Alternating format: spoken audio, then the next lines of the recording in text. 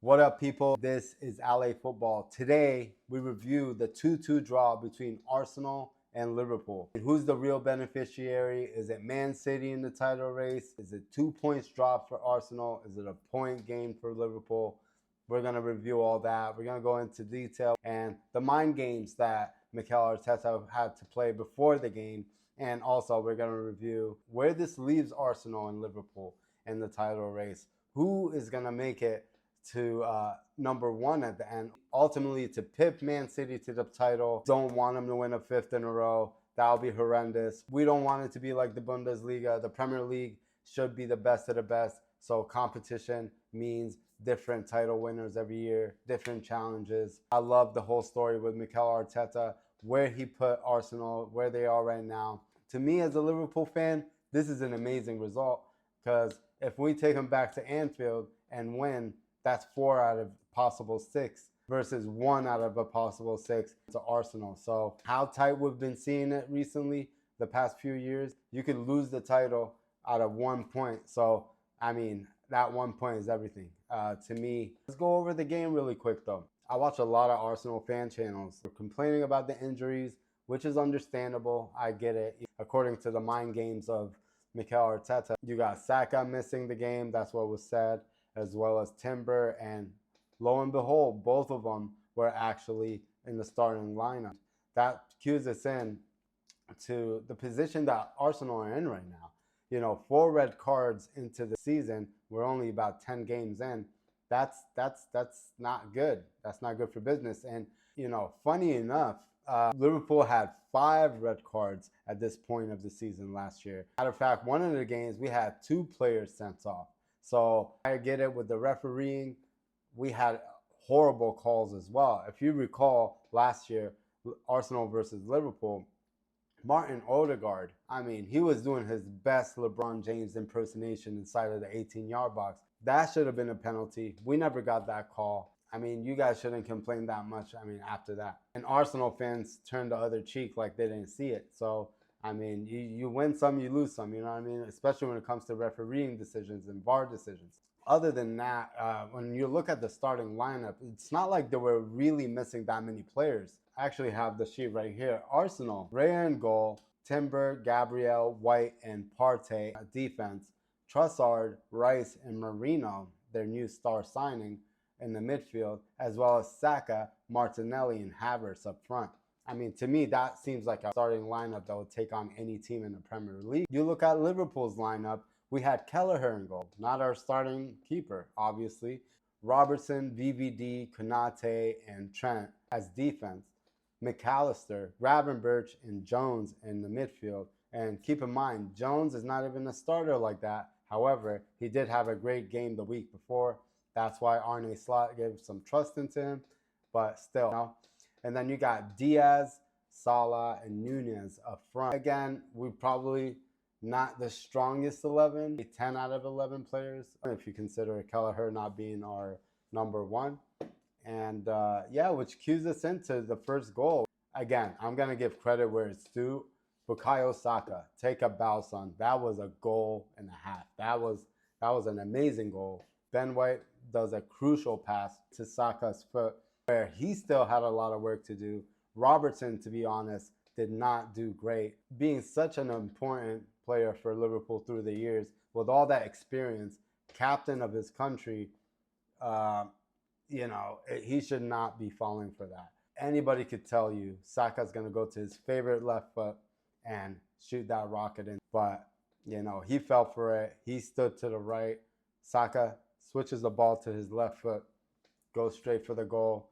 And one would think if Alisson's in goal, maybe he wouldn't get beat through his near post. But, it is what it is. And what's funny is what really surprises me with Arne Slot is the fact that we, under pressure, we're a goal down, we're in deficit, and he still gets the players to be calm, collected. We played like as if we're even winning. And that calmness, not getting out of second gear really, making sure that every pass is the right pass. It's not as easy as Liverpool in the Jurgen Klopp era. However, it does get the job done. As you can see, we're doing pretty good results-wise. but it's not as pretty to watch. You know what I mean? But I don't mind it. If we're getting results, even when we're not playing that well, I'll take it. And then we get the corner. That set piece was amazing. Trent plays a beautiful ball to the near post, cushion header from Diaz, straight onto VVD. Boom, 1-1. We equalized.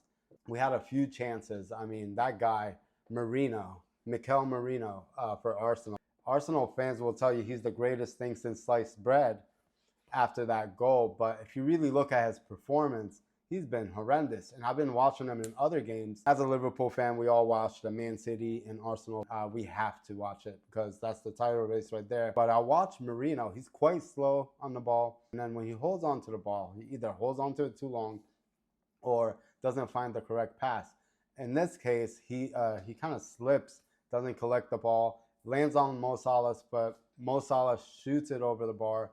Chance missed. I believe Merino misses a sitter right after that. Blames it on his shoulder that he injured in training before. Obviously, it was just such a bad miss. He had to find an excuse for that. That's what I think. Maybe I'm wrong. He does score eventually. Declan Rice. That ball, I mean, that was a delicious ball into the box. You can't not score that. It came with the perfect pace. All you got to do is get a touch to it. Merino, sure enough, gets that, and it's 2-1 to the Arsenal. And at that point, I started to get worried because here we go with Arne Slot still having us control the tempo, not going gung-ho, no heavy metal football, but you kind of felt like it was going to come eventually. And before the game, I was predicting 2-2, but I feel like once Soboslai was subbed on, and I believe Timber also was subbed out from Arsenal's side, and then they put Lewis Skelly on that side for where Salah was. And yeah, that's how the goal happened. I mean, Soboslai, I feel like he injected a little more pace into our team, played a little bit with more impetus. Our attacking was more on point. What I like about Soboslai, he might run like a chicken with his head cut off, but he's at least running towards goal and trying to make some play happen. But sure enough, he passes it to Trent. Trent plays the perfect ball straight to Nunez. Nunez clinically finds Salah with all the pressure. Salah makes a diagonal run, tricks three players. They cut right through them. Nunez finds them beautifully. Clinical finish from Salah, and it's 2-2 to the Egyptian king. He levels with Robbie Fowler, all-time top scorers for the Premier League. And wow, what a great feat to get on such a big game. Big game player. We do great. But let's talk about someone that I didn't mention so far. And to be honest, he was not at fault for either goal. I'm going to say, take a bow, Ibu Konate. Wow, what a game. Again, he was not at fault for both the goals. First goal, obviously, Andy Robertson should have dealt with it better. Second goal, it was a set piece from a delicious ball from Declan Rice. He couldn't really be put to blame for that. But everything else, he was a colossus for Liverpool. He is our new, he's like VVD, like 2.0, you know what I mean? We got that. I would argue he's at the level of Saliba and Gabriel. It's just he doesn't get enough praise.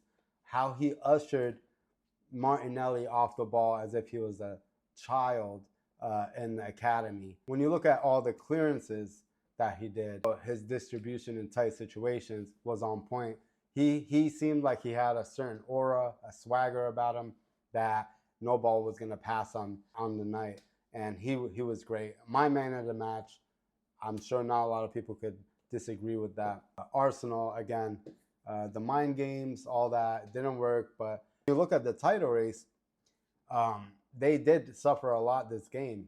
Not only dropping 2 points, also I saw Gabriel from defense walked off injured, and as well as Timber was subbed off, and I noticed Saka was subbed off too. I mean, you could tell Saka was playing through injury, something our players did last year a lot as well. And for him to get that goal, that's amazing. But you don't sub off your best player in one of the biggest games of the seasons unless he's really nursing an injury, which I feel like what was happening in the Liverpool game. You know, they are missing Calafiori, even though he's a new signing. he's pretty good. He's impressive, and he has a goal in him too. So I feel like Arsenal will benefit more with him on the field than not. So they are missing quite a few players at this point. You know, it was mind games in the beginning. Maybe it was, maybe it wasn't. But after this game, this definitely is going to have a direct effect to Arsenal's season, at least up until Christmas. And that's when I usually know who's really going to be up for it when it comes to the top four and the title contention. Who knows? We'll see. Ultimately, Man City definitely benefits from this draw as we both drop points, but it's still a great point for Liverpool. We move. I feel like we're going to be in close contention. It's very early to tell if Arsenal's out of the title race. Still a long way to go. We're going to drop points. City, who knows? If they go on that 16, 17 game run of wins, maybe Arsenal and Liverpool will be left behind. It will be a one-horse race. But I love the whole idea of three-horse race and clinching the title away from City. As we all know, we don't want them to win 5 times in a row. It becomes a farmers league, and nobody wants that. Again, please, guys, hit the like button. Please share. Please subscribe. Right now, we are a new channel. I really want to grow this thing. I want to do in-depth, previews for games and reviews, and as well as talking about potential signings, which we do have a video we're working on. I'm not going to say the name of the signing, but it's looking like it's pretty much going to happen. Amazing signing. So we're going to be talking about a lot of things Liverpool. Hopefully you guys could join the family and we grow this more and more. Thanks again. Like, share, subscribe. This is Ahmad from LA Football, and I'll see you on the next episode. Peace.